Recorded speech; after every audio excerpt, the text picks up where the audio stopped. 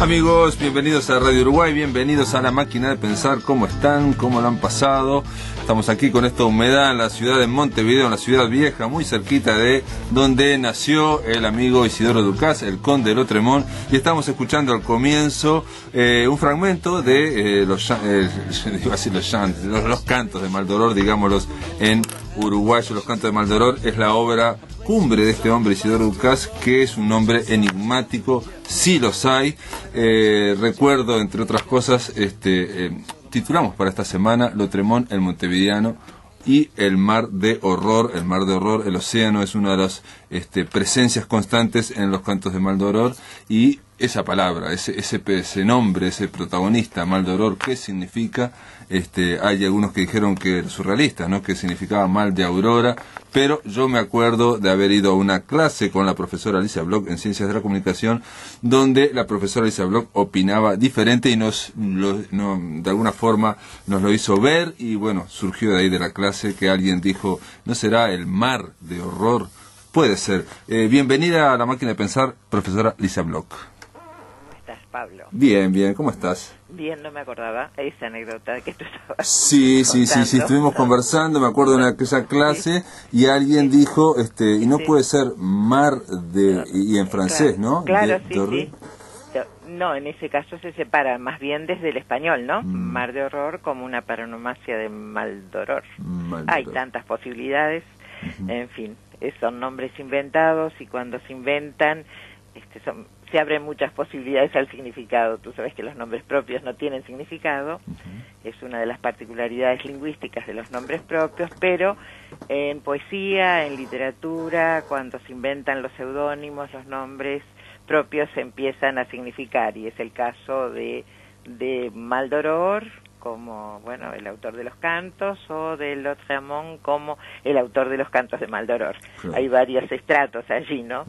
Pero, en fin, es un tema muy interesante, el de los nombres propios y de qué forma empiezan a significar en la literatura, ¿no? Te recuerdo que una de las, interpretaciones era que, bueno, el Lotremont es el otro, o sea, el otro en Montevideo, sí, en el otro.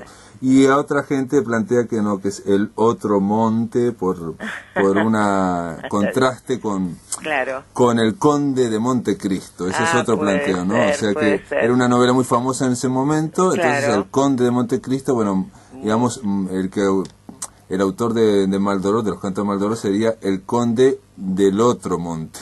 Sí, también, y otra posibilidad más, que sea una variante que él introdujo por, bueno, sí, justamente significar el otro, ¿no? De Lotremont, o sea, el mismo nombre, pero sin U, que es el nombre de una novela de Eugène Sue.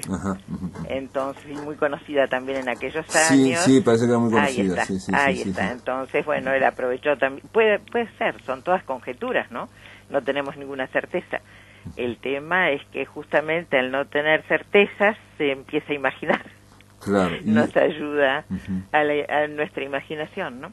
Y es un juego como que, digamos, que la propia vida, la propia biografía de este hombre, Isidoro Ducás, que está llena de vacíos, de huecos, de documentación que se prende fuego en el Liceo de Tarbes, en fin, en una serie de fotos que no son fotos de él, y que en realidad no hay ninguna seguridad que sea una foto de él. No, la que circuló incluso creo que impresa en una papel moneda en Francia es también una presunción, otra conjetura de Jean-Jacques Lefrère, que le encontró esa foto en la casa de Dazé, allá en Tarbes, de donde son todos, Dazé, Lotremont, la familia y el propio Lefrère, ¿no? Y no hay ninguna certeza en ese sentido, ¿no?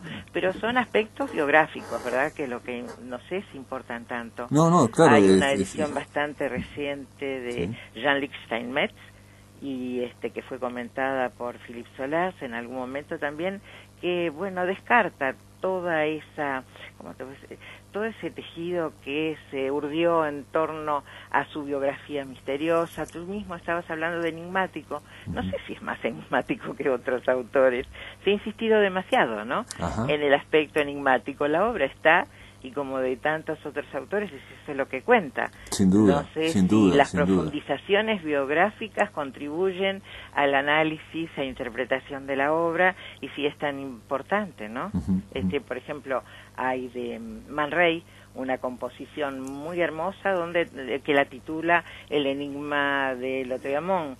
Hay también alguna traducción de José Lezama Lima de un ensayo de un francés cuyo nombre en este momento no recuerdo, que también habla del enigma de Lautréamont. Me parece que se ha insistido demasiado en ese aspecto enigmático.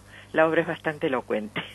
No, sin duda que lo que importa cuando hablamos de Isidoro Ducas es referido a los cantos de Maldoror, esa obra que igual en sí misma tiene poca explicación o se han intentado muchas explicaciones de incluso hasta qué significa, si estamos hablando de un poema en prosa o si es una novela poética. Tiene partes narrativas muy poderosas que son realmente narrativas, pero en general parecería, digo yo por lo menos lo leí como un poema en prosa. Aquí estuvo Fernando Butazzoni el lunes conversando, diciendo que bueno, que hay distintas aproximaciones a este texto, que es inclasificable y que de alguna forma, bueno, yo le decía, tiene que ver con el movimiento de la literatura francesa del fin del siglo XIX, donde se estaban rompiendo las categorías, ¿no? O sea, los críticos decían de Baudelaire y también después dijeron de Mallarmé, ¿eso qué es? ¿Poesía o es narrativa? ¿Eso es verso?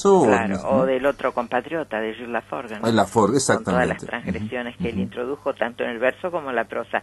En general, los especialistas se refieren a los cantos como dividido en estrofas, además de los cantos, naturalmente, ¿no? Hablan de la primera estrofa, la segunda estrofa, lo que, bueno, te da la pauta de que lo aproxima más a la poesía que a la prosa y posiblemente no sea necesario tampoco distinguirlo, ¿no? Bueno, el tema es que Lisa Bloch de alguna forma es alguien muy vinculado a una revista que no tendríamos que mencionar esta semana, obviamente lo mencionamos ayer, pero vuelvo a mencionarla, que es la revista Maldoror, revista de la ciudad de Montevideo, y que tiene que ver toma nada menos que el nombre de los cantos de Maldoror, ¿no? Claro. Y bueno, allí, no sé si te llegó el último número. Sí, el número. Ahí está, viste que allí, se publican algunos documentos que tienen que ver justamente con el tema del nombre de Lautréamont, a partir de una preciosa carta de Pedro Figari desde París, donde comentan, ¿no?, los artículos que aparecen en un diario letón, El Tiempo, en París, y bueno, y que recomienda a sus amigos de Montevideo que lean el artículo, que te sorprende bastante por la contemporaneidad, ¿no?, y la aceleración del correo, cómo hace referencia a artículos que se acaban de publicar en París y él ya piensa que los están leyendo en Montevideo también, ¿no? Suponiendo, como viste, dice en la carta, que los impresos se reparten antes que la propia correspondencia personal, ¿no? Pero acá el tema me parece que, bueno, surge sobre todo porque el propio Lautréamont, conde de Lautréamont, que no sé si el conde es el comte como conde, título nobiliario, o si es un cuento, ¿no? El cuento de que sea el conde, o que sea una cuenta a rendir vaya a saber dónde. Lo más importante me parece es que él juega con los nombres propios, porque fíjate que su primera publicación aparece, bueno, fragmentaria, ¿no? El primer canto aparece con un anónimo, bajo anónimo, no se sabe de quién es. Sí, aparentemente lo que puso fueron 3 asteriscos. Ahí está. Bueno, algo había que poner, y aparece en Bélgica, ¿no? Y anónimamente. Después, al año siguiente, cuando ya publica con los demás cantos, aparece con el seudónimo famoso, el conde de Lautréamont. Y después, cuando, fíjate, publica las poesías, 2 años después, se publican en 1870, el año de su muerte, aparecen con el propio nombre propio. O sea, ahí la firma con su propia firma. Claro, aparece con su propio nombre, que es Isidore Ducas, ¿no? O sea que él mismo trata de encontrarse, no sé, desde el anonimato a tal vez una referencia geográfica, una referencia literaria en el seudónimo, para llegar, un heterónimo hubiera dicho Fernando Pessoa, ¿no? Más que un seudónimo, las dos cosas, y llega a lo que él es, ¿no? Su propio nombre para la publicación de las poesías. que son realmente importantes, no te digo tan importantes como los cantos, pero están allí, ¿verdad? Y el tema es que hay en este tejido y entretejido que va generando este hombre tan misterioso, Figari habla de un artículo donde precisamente se menciona otras poesías de Dukas y resulta que, bueno, vos lo planteás en un artículo aquí en la revista Maldoror, no se trata, se confunden, y habla de Félix Dukas y no Isidor Dukas. Sí, tal cual, pero no fue Figari, ¿verdad?, el que llamó la atención sobre eso, sino el artículo al que la carta de Figari hace referencia. El artículo es de Paul Sudé, un crítico literario, autor de biografías importantes, donde acompaña la posición, es de 1927, ¿no? El artículo en letón. Y en ese mismo año, Philippe Soupault, que había pertenecido al grupo de surrealistas más próximos a André Breton, con Paul Éluard, Luis Aragón y todo el resto, ¿no? Philippe Soupault publica las obras completas de Lautréamont, y en los comentarios, en su introducción, él alude a lo que puede ser el aspecto más revolucionario, más insurrecto de Lautréamont, confundiendo, tal vez, también puede ser una suposición, ¿no?, confundiendo a Isidore Dukas con Félix Dukas. Y ahora, ¿por qué? Tiene fundamento para confundirlo, pero según dice Walter Benjamin en un artículo precioso sobre el surrealismo, fue una habilidad, una astucia, dice, creo, no me acuerdo, pero algo así como una astucia por parte de Philippe Soupault, atribuirle ese carácter, esa vita política, dice Benjamin, ese carácter revolucionario, conspirador, asociado nada menos que a los blanquistas, ¿no? A Luis Auguste Blanqui. Sí, aquí dice Philippe Soupault, entre otras cosas, dice que Dukas aparentemente era blanquista de Blanqui y suscribía la fórmula ni Dios ni amo. ¿Era acaso tan patriota como Blanqui? Se pregunta, o sea, tan revolucionario. Estamos hablando de una persona, Blanqui, que sí está totalmente jugado a la revolución, ¿no? Claro, y eso fastidia muchísimo a André Breton, tanto que implica la excomunión de Philippe Soupault, del grupo de surrealistas. ¿Por qué lo fastidia tanto? Es para mí más enigmático que todo lo demás. Una posibilidad es porque, claro, se aparta de la verdad, pero tal vez lo hizo intencionalmente, como dice Benjamin, tal vez fue porque se basó en esa preciosa novela de la que yo te hablaba el otro día, de Gilles Vallès, que se llama L'Insurgé, el insurrecto, donde menciona unas cuantas veces a un Dukas como partidario de Blanqui, muy activista dentro de los clubes de la revolución y la subversión, y nunca indica su nombre de pila, nunca aparece en la novela como Félix, y bueno, le vino bien a Soupault y lo asoció a Lautréamont. No sé si queda claro. Sí, le atribuyó, digamos, un carácter a Isidoro Dukas, un carácter revolucionario que estaba lejos de mantener, por lo menos a nivel, digamos, no se conoce que no se conoce, hubiera participado en todas esas conspiraciones y demás.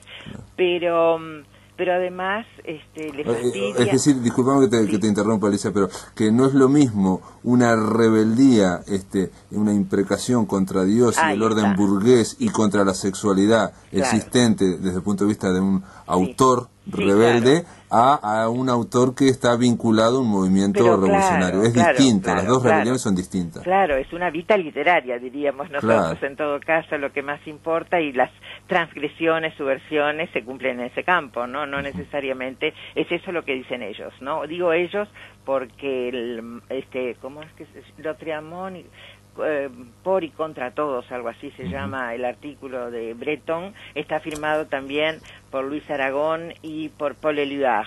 Y es también de 1927. O sea que juntaron a todos para tratar de desmentir, para tratar de desmentir cualquier posibilidad de que este hombre estuviera vinculado a los revolucionarios blanquistas. Sí, pero yo no estoy tan segura de que sea esa la razón, porque además hacia el final de un artículo que es bastante breve, el artículo de la excomunión, dice que hace mal, supo también en ponerlo en una serie, es decir, entre Baudelaire y entre Rimbaud. Dice, no tienen por qué ponerlo en una serie de poetas porque Lautréamont es único, ¿no?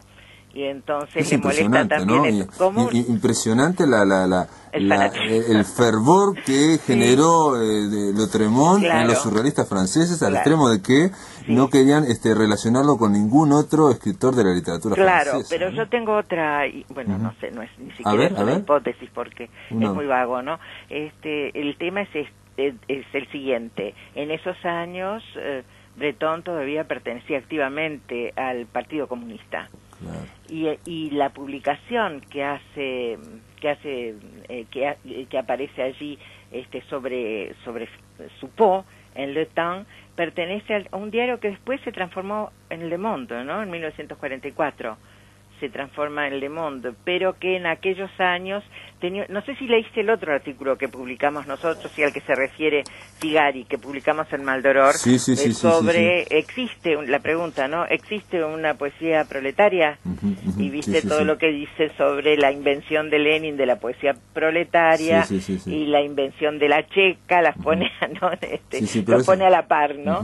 Entonces pienso que se pueden haber molestado por eso, pero íntimamente, y en este sentido me parece que soy un poco mal pensada, creo que lo que más le fastidió es que se adelantara Suppot a publicar las obras completas, hacer esta nueva publicación de las obras completas, porque pocos años después, precisamente cuando se aparta por todo lo que se sabe, ¿no? de la Unión Soviética, se aparta del comunismo,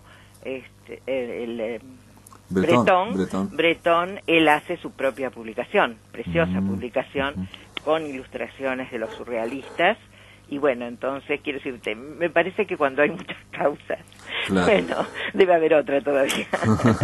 No, o también estás aludiendo a causas más pedestres o más pragmáticas que las meramente, digamos, de celos o de visiones poéticas o estéticas. Claro, ¿sabes por qué pienso que no se justifica tanta indignación, excomulgación y todo lo que quieras?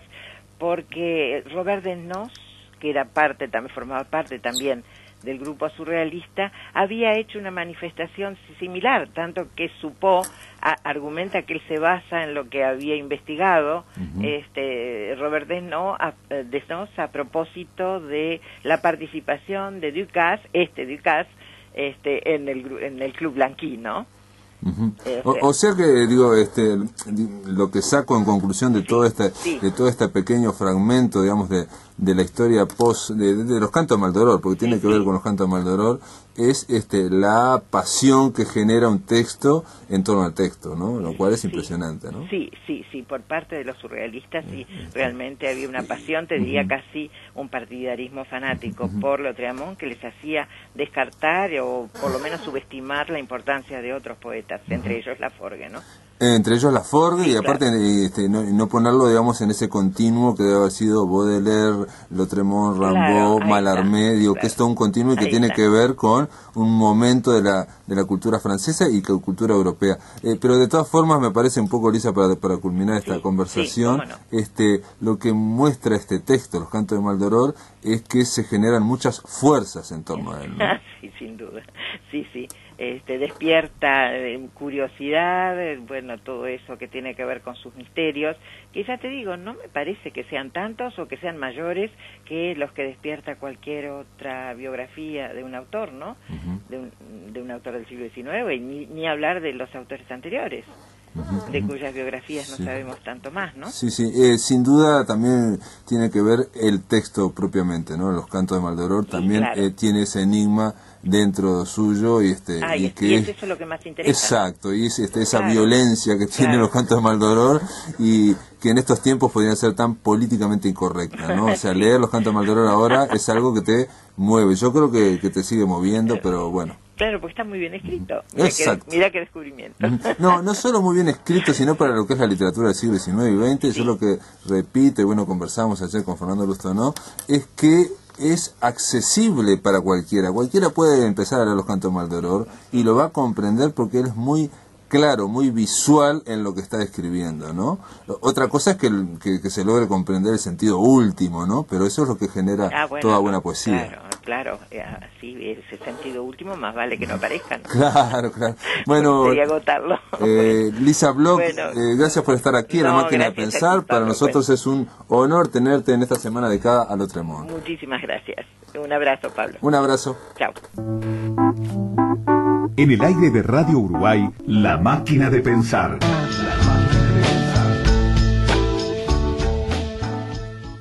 Fuera de relato, una biografía aproximada de Lautréamont es un libro que se editó en España en el 2007 por Silvia Guerra. ¿Cómo le va, Silvia Guerra? Bienvenida. Hola. ¿Qué tal?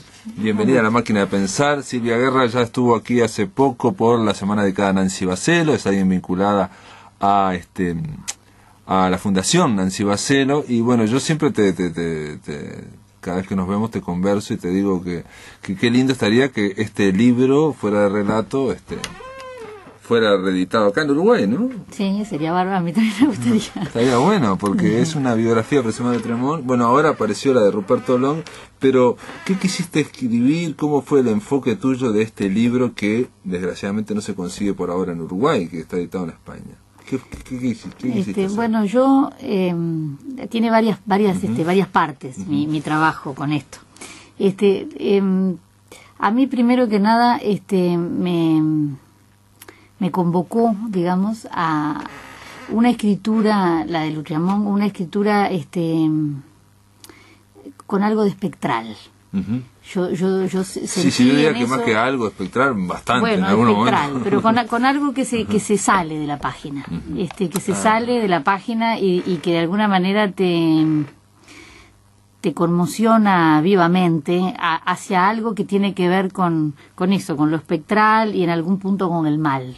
Uh-huh. Pero perdona que te diga, Silvia, porque en esta semana estuvimos hablando y me gustaría por lo menos contarle algo a la audiencia de lo que trata de los cantos de Maldoror, porque lo hemos estado elogiando durante toda la semana, pero también hay que decir que hay cosas fuertes. Por ejemplo, en un momento dice que hay que dejarse crecer las uñas durante 15 días para poder rasgar después el pecho de un bebé y poder tomarse la sangre. O en otro momento habla de un naufragio donde la gente se está casi salvando y aquellos que pueden salvarse apenas, eso es lo lindo de estar en la costa y con un fusil empezar a pegarle a los que se salvan, ¿no? O en otro momento habla, estoy contando así medio de una violación de una muchacha, de una niña frente a su madre, y después se la da un perro cimarrón, ¿no? Y el perro cimarrón hace de todo con eso, ¿no? Son todas como si fuera un videoclip, pero con imágenes brutales, ¿no? O sea, de una... yo mencionaba el Jardín de las Delicias del Bosco, ¿no? O sea, con esas cosas fantásticas, pero muy crueles, ¿no? Bueno, eso hay en los cantos de Maldoror. Sí, claro, como imágenes del horror, ¿no? Bueno, a mí lo que me acercó fue una necesidad de indagar un poco en mí, en mi pensamiento, en mi escritura, acerca de esa cosa. Por un lado eso espectral y por otro lado eso que yo creo que se puede decir como el mal, ¿no? Uh-huh. Que es muy vasto y que decirlo así capaz que queda como liviano, pero creo que se puede decir así. Entonces digo, a través de esas imágenes del horror, ese mal que de alguna manera se convoca o se trata de exorcizar, no sé. Uh-huh. Y después todo el tiempo esa ronda sobre lo espectral que yo he sentido muchas veces en distintas poéticas. En distintos autores. Lo he sentido, sí. Mirá. Que por supuesto no es nada vano tampoco y que es una cuestión que yo creo que se retroalimenta todo el tiempo con una vida. Y por ejemplo, ¿qué otros autores, digamos, para mencionar? ¿En qué otro autor yo sentí concretísimamente y muy cercano? En Concepción Silva Vélez. En Concepción Silva Vélez. Sí, muy cercano, sí. Mirá. Bueno, entonces quise trabajar sobre eso, sobre esa especie de alma espectral que se desprende uh-huh. y que de alguna manera te envuelve. Uh-huh. Eso es lo que yo quise intimar ahí. Bueno, a partir de eso es que yo traté de escribir esta especie de biografía aproximada, porque por supuesto no es una biografía que siga los órdenes que tiene que seguir una biografía, y yo tampoco lo hago desde un punto de vista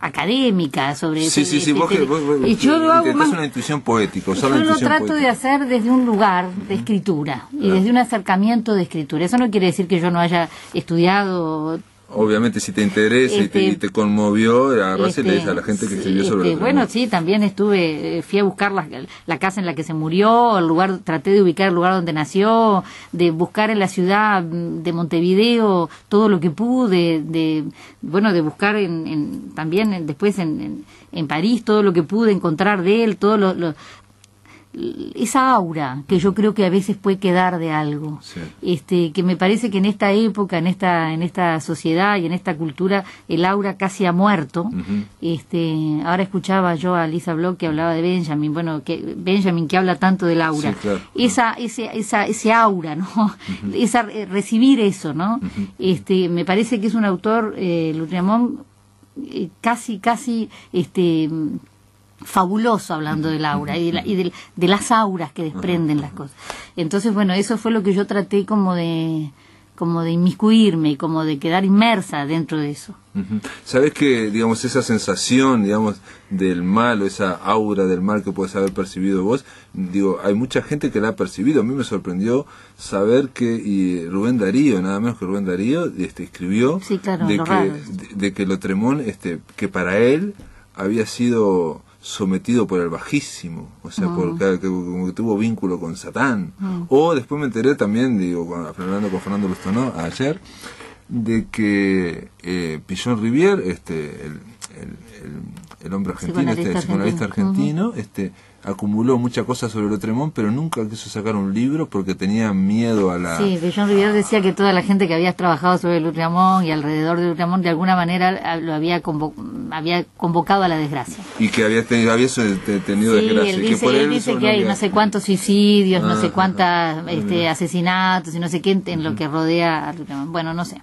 Yo trabajando con Lautréamont solamente que un día se me empecé a golpear contra la puerta porque me enredé con la puerta de mi casa, con la puerta de un corredor de mi casa. Llegué hasta acá, llegamos. Ahora, ¿pero cómo que te enredaste con la puerta? Porque se me agarró el saco en el pestillo y me empecé a golpear la puerta y dije, ya está, hasta acá. Contra la cabeza, sí. Ya está. Basta ya. No, pero con esto digo, más allá de estas cosas que pueden ser, quiero decir que la percepción de esa aura, digamos, esa especie de malignidad que puede haber, la ha sentido mucha gente. Sí, claro. Eso quiero decir. Es que esa malignidad existe. No sé si la palabra malignidad, porque te quiero decir, es un aura del horror, del espanto, es una sensación del espanto, que pienso yo que él la sintió, porque si uno se pone a mirar, hay toda una cuestión que tiene que ver con lo trastocado, con lo fantasmático. Una foto en la que nunca aparece, es decir, esa foto que circula puede ser o no ser, alguien dijo que era, pero puede no ser. En esta semana se habló claramente que es solamente una presunción. Pero claro, perfectamente puede no ser, es decir, en el momento que salen todos sus condiscípulos, todos sus compañeros de clase, él no está en la foto. ¿No? Que eso también de por sí ya es una cuestión que tiene que ver con algo fantasmático, esa cuestión de apresar la figura, no está. Claro. Y después los archivos que estaban del liceo también se queman en determinado sí, momento. Se pierden los libros, la primera edición se pasa reclamándola, se pierde la edición, no está. De la edición solamente quedan unos 10 ejemplares, que sobrevivió uno, y con ese... se pierde el cuerpo, lo tiran a un osario común. Sí, la fosa común. No dice de qué se murió, está bien, es la época del sitio, muchas veces en esas épocas de guerra no se pone la causa de la defunción. En París, aparte en París, pero cuando se murió su mamá tampoco dice, también estábamos en un Uruguay en una banda oriental sitiada, ¿no? Claro. Pero son todos trastocamientos, ¿no? De una cosa que hay algo como movido de foco, ¿no? Que no todo el tiempo. Bueno, él habla también de los cantos de Maldoror, eso creo que capaz que sabés que Roberto Echavarren generó un texto en torno a eso. Él habla del hermafrodita y habla de un hermafrodita, no sé qué. Bueno, Echavarren dice que hubo un famoso caso de un hermafrodita en el siglo XIX, Herculín Barbén, que que estuvo trabajado o estudiado por Foucault. Entonces Echavarren piensa que él lo puede haber sabido, porque eso fue muy voz populi en París en ese momento. Pero a la vez del propio Isidore Ducas, él muchas veces hay muchas comparaciones y metáforas con cuestiones marinas, ¿no? De mutaciones marinas, ¿no? De pequeños, ¿no? De huesos que salen Sí, el tiburón y... No, pero él dice que de su propia frente le salen huesos, como los pescados tal cosa. Sí. Es decir, con esto quiero decir de buscar lo raro, lo que se llevó lo trastocado. Me refiero a ese sentido. Sí. Yo pienso que en toda esa, hay una cosa como anfibia, que es un poco lo que yo trato de hacer, ¿no? Que es como esa sensación de la mutación, ¿no? Del renacuajo, de ver a una criatura como un renacuajo, de ver un animal descomponiéndose, todo lo que aparece, ¿no?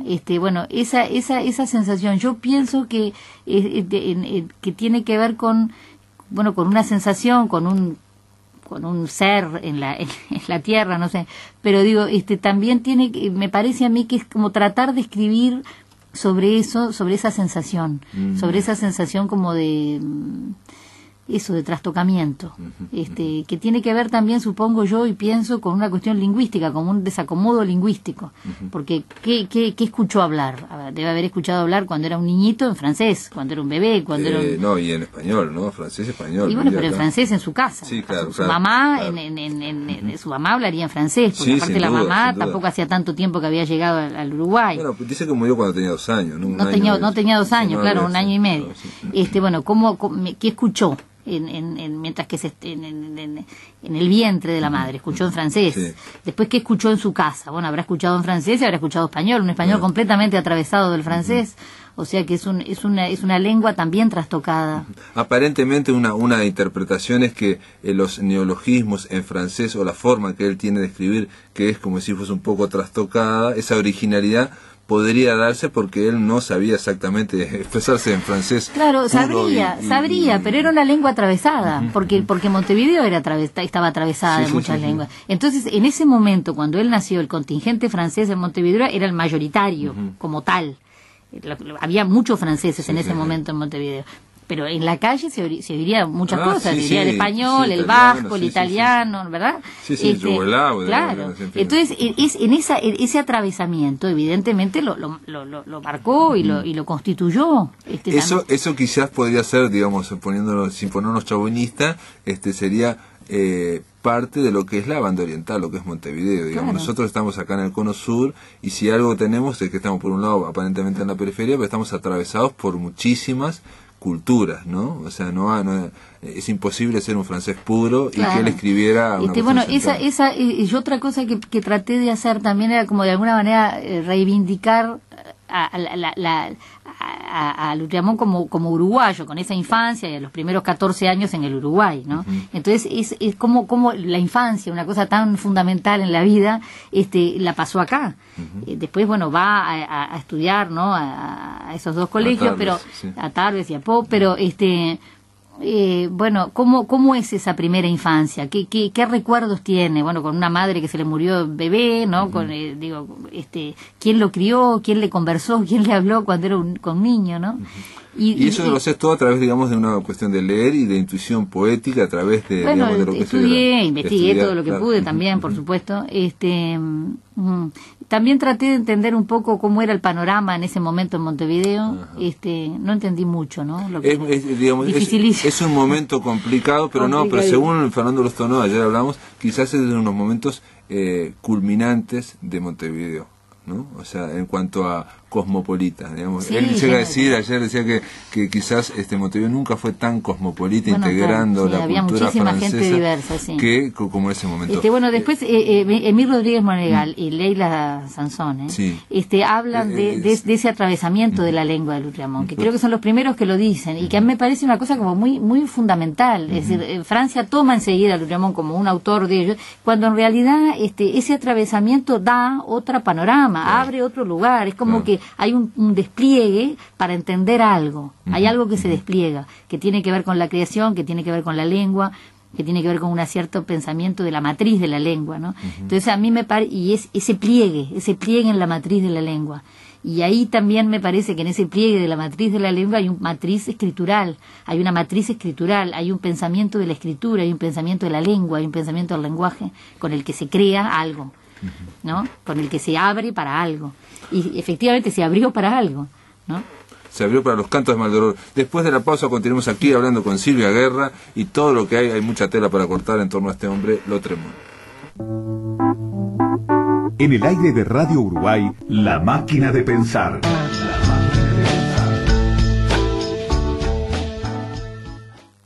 Continuamos aquí en La Máquina de Pensar, estamos conversando con Silvia Guerra. Silvia Guerra, la poeta, la escritora Silvia Guerra, Fuera de relato, una biografía aproximada de Lautrémont. Es un libro que salió en la editorial Basaray, narrativa, allá en España. Desgraciadamente este libro no se puede conseguir aquí en Uruguay. En algún momento supongo yo que algún editor astuto lo va a reeditar, espero que sí, la verdad que sí. Y donde acá Silvia Guerra haces una aproximación y tratás de hacer como una panorámica de Lautrémont, de Isidoro Ducas, ¿no? Pero aparte de lo que se escribió, desde lo que se escribió de él también, ¿no? Yo lo que trato de hacer es como una... A ver, ¿cómo te puedo decir? Yo trato de escribir a partir de lo que yo entiendo que puede haber pensado. De lo que yo entiendo que puede haber pensado. Como de una especie de trabajo sobre lo que él dice y de diálogo con eso que dice y de diálogo con lo que dicen otros sobre él o otros en distintas cosas, ¿no? Entonces eso es lo que yo trato de hacer, como una especie de collage, con esa idea de... Por ejemplo esto, a ver, te digo, porque para decir otras imágenes que están aquí en los cantos de Maldoror y para un poco dar la idea a la gente. Hay imágenes que obviamente él se adelantó al surrealismo, dice por ejemplo que hay pulpos que son voladores y que son como si fueran murciélagos, ¿no? Pero son a la vez pulpos y que se depositan y agarran cosas. Y en otro momento Maldoror se convierte en un pulpo que devora a Dios, al Creador. Y nos muestra este mismo Creador acostado en el camino con los dientes mal lavados y completamente borracho, entreverándose entre los más innombrables excesos.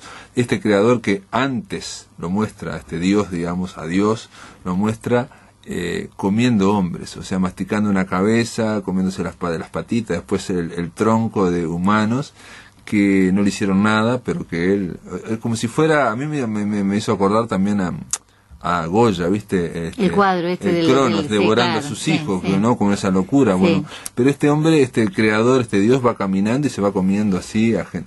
Es decir, ¿qué te genera eso? O sea, ¿qué genera? Porque hay una imprecación a todo lo que es Dios. Obviamente después está el tema de la sexualidad, que ya lo dije, que no podemos abordarlo, pero es terrible. En un momento él dice que le dicen el vampiro, o sea que él conoce la crueldad humana. Bueno, con la adolescencia, cuando alguien te pone un mote y te castigan, Sí, yo la verdad es que pienso que hay un trabajo sobre el horror, ¿no? Entonces me parece a mí que desde ese lugar, desde ese lugar del horror hay una escritura a partir del horror. Yo pienso que es que por ahí hay alguien que dice que es el libro más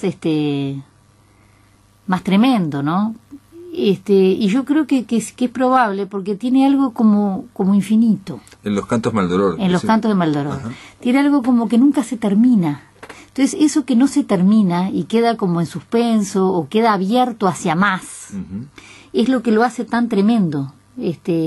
Porque hay otras cosas tremendas, horribles, sí. Pero que tienen un fin, que uno en algún minuto se da cuenta que tienen un fin. Esto no. Como que está él escribiendo en un plano mítico, donde las cosas ocurren y siguen ocurriendo. En un plano donde queda todo como, hay algo que se produce a sí mismo. Ajá. Y que se queda produciendo, es decir, no se acaba.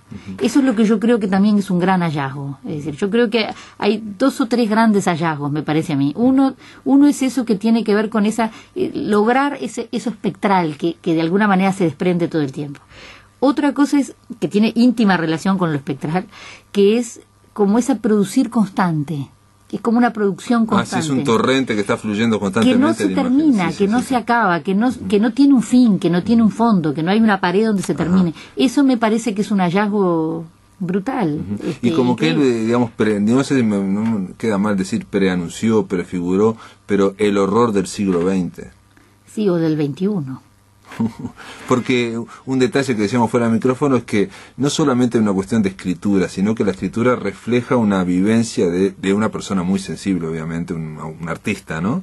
Que nace en el sitio acá de Montevideo, vive como 5 años en el sitio de Montevideo, después sufre lo que es Montevideo con la fiebre amarilla, ¿no? Con esas hogueras con brea, donde se arrojaban los cadáveres para que tratar de que no se contagiara, y termina en París también, en un sitio sitiado por los prusianos que avanzan sobre París, con gente que se muere de hambre, con grandes hambrunas, donde llegan a comer hasta ratas, y ahí viene el tifus, y ahí aparentemente podía haber muerto de tifus. O sea, lo de París igual es lo último, ya lo de Canto de Maldoror ya lo había escrito.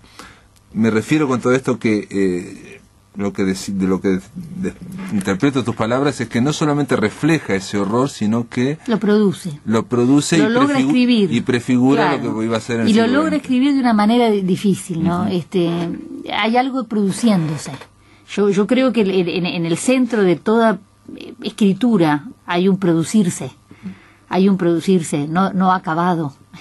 Yo creo que que algo eminentemente poético es que no está nunca terminado. No, claro. No tiene sentido último. No tiene, claro, hay una cuestión que queda latente, hay una latencia absoluta. Bueno, y que se actualiza cada vez que lo leemos también, ¿no? O sea, de una manera brutal. Se actualiza y se genera cada vez que lo leemos. Y además infinito. Yo lo que encuentro es que alude a algo del horror o de esa cosa con un fondo brutal, pero que no uno no le ve el fondo, no le ve el fondo, se da cuenta que es una cuestión como que todo el tiempo come, digamos, pero no tiene final. Y tiene que ver ese horror que decís vos con algo anfibio, renacuajo, me quedé pensando, pero con algo que si lo pensamos en términos de mutación genética, radioactiva, de esas cosas, de esos monstruos que ha parido el siglo XX y que anuncia el siglo XXI con la revolución biotecnológica, claro, ¿no? Bestial. Esa idea de que el cine lo ha bueno, el cine el otro día en esa película la cueva de los sueños olvidados, el final de la película es una película de Herzog, sobre unas grutas, unas cuevas con pinturas rupestres. En el último minuto aparece cerca, no sé, una cosa rarísima de la película, unos cocodrilos blancos. Y yo pensé enseguida, esto lo que vos claro, era como para él, ¿no? Yo creo sí que hay una percepción del horror principal que anida en uno mismo, del monstruo más incesante de uno mismo, de ese enemigo bestial, ¿no? Y eso me parece que está pasando ahora, es decir, que se adelantó 2 siglos, un siglo y medio. Quizás también es alguien que, pero estoy pensando también en lo que estaba viviendo el siglo XIX, que es el avance del positivismo, del racionalismo, de la mecánica, de la materialidad sobre el espíritu, ¿no? Entonces ahí por eso hay una imprecación a muchísimas cosas. Y me quedé pensando ahora estamos volando, ¿no? Pero en Joseph Conrad y en el libro Las Tinieblas, ¿cómo se llama? Ahora se me fue, que también está en la película Apocalipsis Now, ¿no? Donde el personaje, se vuelve loco en el corazón de África y termina siendo ese el horror. ¿Cómo se llamó? El corazón de las tinieblas. El corazón de las tinieblas, ¿no? Y también tiene que ver con el siglo XIX y con esto del hombre, ¿no? Es decir, el avance científico, racional, positivista sobre, digamos, la espiritualidad. Bueno, otra cosa que yo creo que es un gran descubrimiento de Luc-Ramón es la idea del autor, la idea del pastiche, la idea eso de la literatura escrita por todos en el sentido de la falta de autor, la reescribir. Bueno, él para las poesías dice escribir en el sentido de la esperanza. Tomar un texto y reescribirlo. ¿Y pastiche por qué sería? Pastiche en el sentido de tomar partes de alguien y textos. Bueno, yo en este caso tomo muchos pedazos de Luc-Ramón, de los cantos, o modificarlos o introducirles una modificación, poner un pedazo de uno y otro de otro, hacer dialogar un texto con otro, conversar Y vos decís que él también lo hacía en su propio canto Maldoror. Él lo pensó y lo trató, ese tema, ¿no? Sí, yo te decía, digo, sin saber mucho, que algunas partes parecen sacadas de la Biblia, ¿no? O sea, digamos, sí, del claro, Apocalipsis. Del Apocalipsis, claro. Y bueno, con Pascal, ese diálogo con los demás y a partir de un pensamiento, es decir, cómo entonces se puede modificar lo del otro conversando. Bueno, a mí me parece que ahí en los cantos Maldoror dice, bueno, vamos a ver los nombres que salieron en el canto anterior, y se fue cómo salieron estos nombres, y empieza a decir, a barajar, después se pone a hablar de otra cosa. Sí. Como que está conversando consigo mismo. Claro, y sí, y bueno, y conversar con lo que ha leído, ¿no? Que también me parece que por ahí va una cantidad de cosas que tienen que ver con un pensamiento creativo propiamente. También me parece que adviene y abreva en esa cosa que te digo espectral, ¿no? Me dice Silvia, porque digo, aparte de una cosa que no hemos mencionado, y en toda la semana ahora un oyente Salto nos dice, habló con el flaco Germán, y es un dato que claro, que no lo mencioné esta semana, ¿no? Lo Tremón, los cantos Maldoror es todo eso, pero también tiene humor. Ah, muchísimo. Claro. También tiene humor, sí, y es muy gracioso, y en una parte que habla de los piojos, dice que el piojo puede más que un elefante, por ejemplo, ¿no? Porque un elefante se le puede acariciar y un piojo no. Porque si querés acariciar un piojo te puede destruir, no sé cuánto, y empieza a hablar todo de la vinculación de Maldoror, claro, el protagonista, con los piojos, y cómo salvó a los piojos para que se logren claro, mucha ironía también, instigar, ¿no? y atacar al hombre. No, y hay descripciones de piojos, como nos dice este oyente de Salto, y todo eso es gracioso, digamos, ¿no? Eso claro, es gracioso porque es cruel, pero es gracioso, ¿no? Sí, yo creo que hay un manejo de la ironía brutal también, que eso también en alguna medida lo acerca, ¿no? Y en otro momento incluso él mismo dice todas las cosas terribles que hace Maldoror, por ejemplo cuando va a violar a esta muchacha, y dice, vamos, este hombre es de primera, no sé qué, no sé cuánto, no va directo al grano, o sea, él hace comentarios, el narrador, y como una cuestión muy francesa, ¿no? Como diciendo, oh. Sí. Es decir, los cantos de Maldoror no solo es complejo, sino que tiene muchas pinceladas. Ah, claro. Sí, muchos niveles, ¿no? Como muchas, sí, claro. Sí. Dentro de eso que decís vos, que en un momento que es el horror de la pintura esta, ahora estoy pensando, de Cronos devorando a sus hijos, de Goya, ahí vemos también la cara del horror, o sea, es decir, el protagonista y el narrador se asoma al horror y se horroriza, digamos, pero sigue, ¿no? Claro, yo creo que hay una cuestión de la ironía, hay una parte de la ironía que también tiene que ver con el horror, ¿verdad? Y yo creo que muchas veces en el horror también hay cierta plasticidad, puede haber comicidad. Muchísima, ¿no? Bueno, entonces, sí, Samuel Beckett escribió, estamos ahora hablando de todo, pero dice, no hay nada más cómico que la tragedia humana. Entonces, alguien que se cae, que se golpea, que le pasa de todo, bueno, el humor, ¿no? Y todos lloramos de la risa, ¿no? Es decir, las personas, los espectadores, impunemente, ¿no? Y en fin. Sí, es cierto, uno lee también, ahora estoy leyendo justo Los campos de concentración de Auschwitz, y hay momentos de humorismo involuntario, ¿no? Que es terrible. En fin, Silvia Guerra se nos fue, nos están haciendo señas, se nos pasó la hora, pero realmente da para hablar de Maldoror. Sí, cómo no. Espero que fuera de relato, una biografía aproximada de Lo Tremón, de Silvia Guerra, espero que vaya a ser editada, estoy seguro que sí va a ser reeditada, y ahí vamos a venir a hablar solamente de este libro con Silvia Guerra. Gracias por estar aquí, gracias por ayudarnos a cerrar la semana dedicada a los cantos de Maldoror, dedicada a Isidoro Ducás, dedicada al conde de Lo Tremón. Se terminó la semana, amigos.